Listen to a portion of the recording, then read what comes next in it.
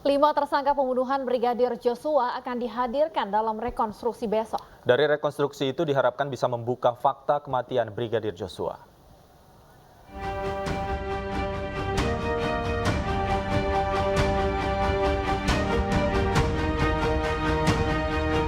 Rekonstruksi kasus kematian Brigadir Joshua akan digelar di rumah dinas Verdi Sambo di Kompleks Polri Duren 3 Jakarta Selatan pada 30 Agustus 2022. 5 tersangka pembunuhan Joshua yakni Irjen Verdi Sambo, Putri Chandrawati, Barada Eliezer, Bribka Riki Rizal, dan Kuat Ma'ruf akan hadir dalam rekonstruksi nanti. Tidak hanya kelima tersangka, rekonstruksi juga akan dihadiri oleh Komnas HAM, para kuasa hukum tersangka hingga jaksa penuntut umum. Nanti bersama ikut di dalam menyaksikan rekonstruksi tersebut adalah jaksa penuntut umum, kemudian juga agar pelaksananya juga berjalan secara transparan, objektif, dan akuntabel. Penyidik juga mengundang Komnas HAM dan Kompolnas. Ya, ini sesuai dengan komitmen Bapak Kapolri bahwa seluruh prosesnya ini harus juga untuk menjaga transparansi, kemudian menjaga objektivitas, kita mengundang pengawas dari eksternal. Selain itu, Putri Chandrawati akan dikonfrontir dengan 3 tersangka pembunuhan Joshua 31 Agustus mendatang. Mereka akan diperiksa secara bersamaan. Dengan hadirnya istri Sambo dalam rekonstruksi ini diharapkan bisa membuka misteri pembunuhan Brigadir Joshua. Tim Liputan iNews melaporkan. Apakah rekonstruksi dengan menghadirkan para tersangka pembunuhan Brigadir Joshua akan membuat terang kasus ini? Untuk membahasnya sudah bergabung bersama kami Kepala Pusat Penerangan dan Hukum Kejaksaan Agung Ketut Sumedana dan pakar hukum pidana Abdul Fikar Hajar. Selamat sore Pak Ketut dan Pak Fikar. Selamat sore Mas Dapi dan Mbak Stefani. Selamat sore. Ya. Selamat sore. Baik, saya pertama ingin ke Pak Ketut terlebih dahulu. Besok rencananya JPU akan dilibatkan dalam proses rekonstruksi. Seperti apa Pak persiapan Kejaksaan Agung? Di Kejaksaan, seperti tadi disampaikan oleh Pak Jampidum, dalam press conference-nya ya, kita sudah menyiapkan 10 jaksa untuk mengikuti acara rekonstruksi itu, Mas. Kita sudah menyiapkan 10 jaksa. Jadi satu berkas 2 jaksa nanti. Baik, dan tadi disampaikan bahwa berkas yang belum lengkap ini adalah terkait anatomi kasus dan kesesuaian alat bukti. Apakah 2 hal ini yang bisa diperjelas dalam rekonstruksi besok, Pak Ketut? Termasuk salah satunya ya. Salah satu kelengkapan berkas itu harus ada rekonstruksi, apalagi kasus pembunuhan. Biasanya kasus tindak pidana suap saja harus ada rekonstruksinya.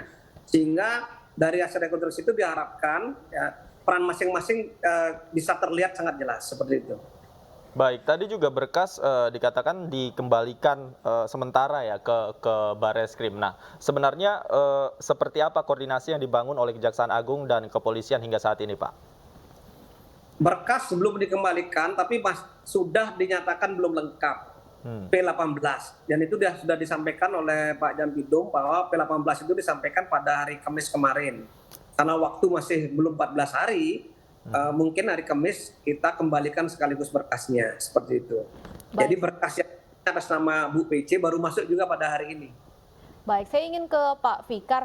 Pak Fikar, sebelumnya sempat ada keterangan yang berubah-ubah dari tersangka maupun juga dari salah satunya dari Ibu Putri yang bersikuku ada terjadi pelecehan seksual. Menurut Anda apakah rekonstruksi besok ini bisa mengungkap fakta yang lebih jelas dibandingkan dengan keterangan yang bisa digali dari para tersangka sebelumnya? Ya, seharusnya begitu. Ya, seharusnya rekonstruksi itu akan menggambarkan peristiwa yang sebenarnya, kan begitu. Nah, bahwa ada keterangan yang berubah-ubah dari salah seorang tersangka, gitu ya. Sebenarnya dari sudut penegakan hukum itu haknya tersangka ya. Dia mau mengubah keterangan, dia mau membantah, dia mau itu haknya tersangka.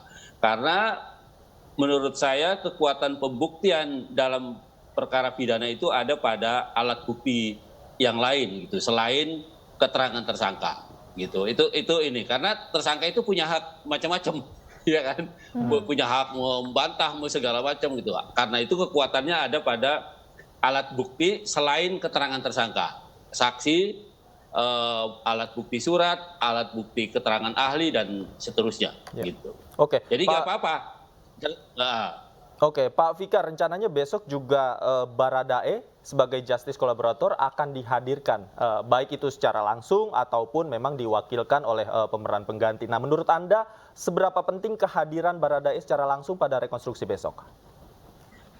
ya kalau rekonstruksi kan itu membangun kembali peristiwa yang pernah terjadi kan begitu sebenarnya, menggambarkan kembali.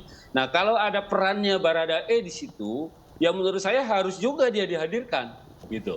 Ya, karena nanti siapa yang jadi peran pengganti kan, kecuali sudah meninggal dunia ya, ada peran penggantinya gitu. Tetapi kalau belum ada yang meninggal dunia, ya semua pihak yang berkepentingan atau yang bersangkutan ya harus dihadirkan, termasuk Baradae itu.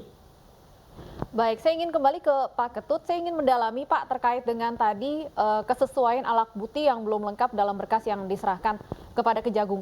Apa yang ingin diperjelas Pak terkait kesesuaian alat bukti ini dalam rekonstruksi besok? Jadi seperti tadi disampaikan oleh Pak Prof. Fikar itu kita membangun kembali fakta-fakta yang ada di tempat kejadian. Itu. Jadi semua orang yang terkait yang ada di sana pada saat kejadian itu dihadirkan kembali. Jadi ada kesesuaian nanti di antara satu sama lain, ya, baik dia sebagai kapasitas sebagai pelaku tindak pidana atau sebagai saksi di sana. Nah, dan di sana itu yang bersangkutan itu kan sama-sama berperan, ada yang sebagai pelaku sekaligus juga sebagai saksi. Nah, nanti itulah yang membangun kasus itu, yang membuktikan kasus itu menjadi lebih terang nanti di persidangan. Oke. Seperti itu, Pak. Oke, tadi juga pada konferensi pers Pak Jampidum juga menjamin bahwa ini juga akan secepat-cepatnya diselesaikan begitu oleh Kejaksaan Agung. Nah, seperti apa nanti mungkin apakah prosesnya akan terbuka oleh publik atau seperti apa nanti Pak mekanismenya? Apakah sudah dibicarakan? Begini, untuk perkara itu terbuka atau tidak di pengadilan, jadi tergantung daripada substansi perkaranya. Ya. Kalau perkaranya misalnya di sini hanya ada kasus-kasus yang terkait dengan pelecehan, terkait dengan etika, terkait dengan bertentangan dengan kepentingan publik, itu saya yakin akan sifatnya tertutup di pengadilan. Tapi ya kalau misalnya kasus-kasus biasa, hanya pembunuhan biasa seperti 340, 338, itu bisa terbuka. Nanti di persidangan itu ada semi terbuka, ada semi tertutup. Ada bagian-bagian yang bisa dibuka, ada bagian-bagian bisa ditutup. Itu nanti tergantung proses di pengadilan. Seperti itu. Baik. Jadi kita nggak bisa nanti sekarang, nanti itu domainnya pengadilan. Baik, Pak Fikar terkait rekonstruksi besok mengingat apa yang disampaikan Kapolri janjinya untuk mengusut kasus secara transparan. Seberapa jauh kemudian rekonstruksi besok ini bisa dibuka kepada publik? Iya, rekonstruksi itu biasanya terbuka karena terjadi di tempat terbuka ya, kalau peristiwanya di tempat terbuka. Tetapi kalau terjadi di dalam ruang umpamanya peristiwanya, ya tentu saja tidak bisa semua orang masuk gitu ya kan, nonton ke dalam ruang itu. Pasti pihak-pihak yang berkepentingan, umpamanya jaksa penuntut umum pasti ya, selain penyidik, kemudian penasehat hukum juga pasti gitu ya. Hakim belum boleh karena hakim nanti di pengadilan ya gilirannya ya. Ya semua pihak boleh menyaksikan itu ya, kalau di dalam ruang, kalau dalam rumah gitu, dalam ruang. Tapi kalau di luar ruang ya semua masyarakat ya boleh menyaksikan, nggak ada larangannya gitu, sepanjang tidak mengganggu ketertiban ya jalannya rekonstruksi itu. Saya kira begitu ya Pak Jaksa ya. Sama Pak, betul. Ya. Sepakat Pak. Tolong. Baik. Oke. Ya. Oke, Pak Fikar, tadi Anda katakan Baradae besok seharusnya hadir secara langsung dalam rekonstruksi. Tapi sebagai justice kolaborator, kehadiran langsung Baradae memunculkan potensi-potensi adanya pertama intervensi, kemudian ancaman. Nah, kira-kira menurut Anda besok seperti apa pengamanan yang akan dilakukan oleh LPSK dan penegak hukum?